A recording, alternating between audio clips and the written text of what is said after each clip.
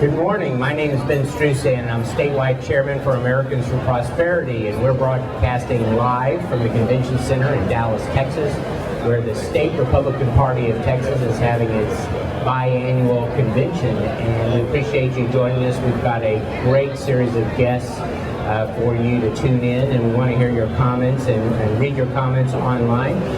Joining us now is State Representative Wayne Christian. Representative Christian, thanks very much. Good morning to you. Good morning to you. Honored to be here. Thank you.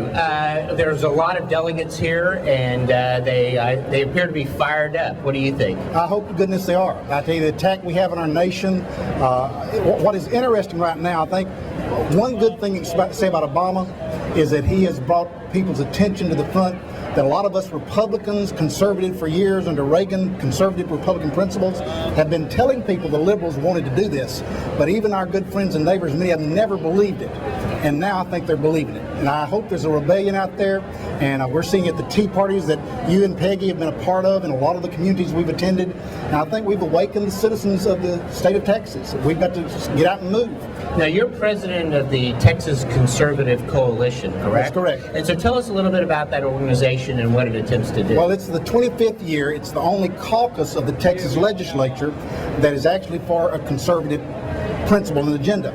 About 2 sessions ago, there was somewhat of a revolt in the Republican Party, and there started being some things done that some of us conservative Republicans didn't agree with.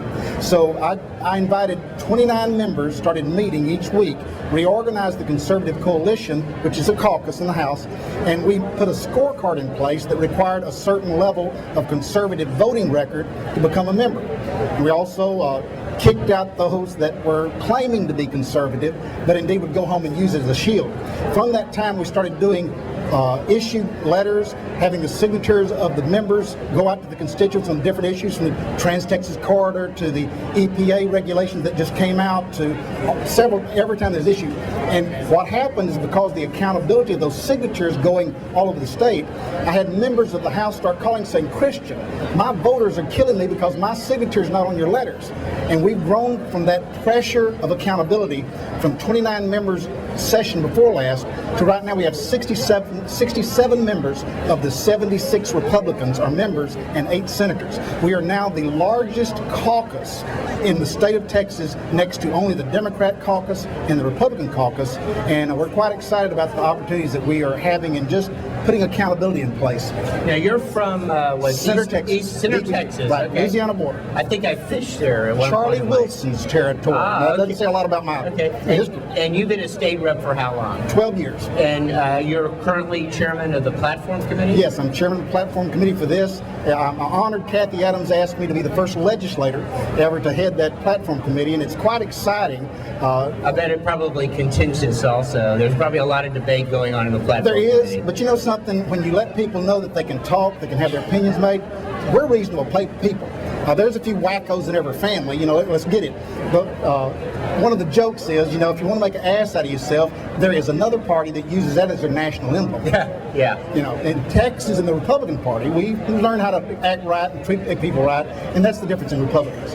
Well, the Platform Committee has met, twice now? Yes, I think twice officially. And so how are they doing on generating a platform? Have there been any significant changes in we're through the party platform? We are through. We got through because we were doing it efficiently, did what's right. We got through a day early from any previous Platform Committee. Any changes you want to talk about? Or pretty significant. The thing that disturbed me when Kathy asked me to be chairman of the Platform Committee, I called historically some of the folks in the past that have been in the different levels of government in the Republican Party, and I asked them, I said, shouldn't we have something like a poster on the stage as the legislators walk across that they sign accountability to the platform to show that they're agreeing for what all these people across the state have come, spent their time getting them elected, working, showing up here, adopting a platform. And the answer I got back disturbed me greatly. He said, I wouldn't ask any candidate to sign that platform. It's full of contradictions, it's got problems, it's another. When I hung up, I was so mad.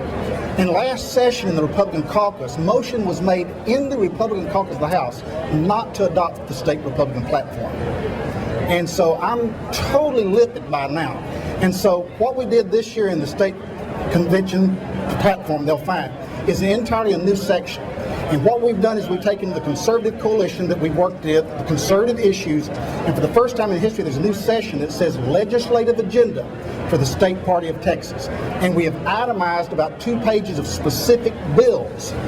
And we will introduce those bills in the session, promise the folks that we will have those bills introduced specifically, and then next year there'll be a scorecard 120 days before the primary election showing the voting records of every elected official in the state capitol on how they voted on the platform agenda of the state party. It's this thing called accountability. Now, of course, I may get shot on the platform before this thing passes by the other elected officials, but I'm tired of people promising one thing to folks, and they're working their tail off, working for me and for everybody, and showing up here, and there being absolutely nothing but the platform used as trash can linings for the arrogant in the Capitol. And that is offensive, and we're going to try to end that. Well, that's always been a contentious issue at state conventions, is whether or not both candidates and elected officials Kathy Adams was bold in asking us to do this. And I mean, it takes a brave person to do it, and I appreciate her having the vision to add accountability to this state convention.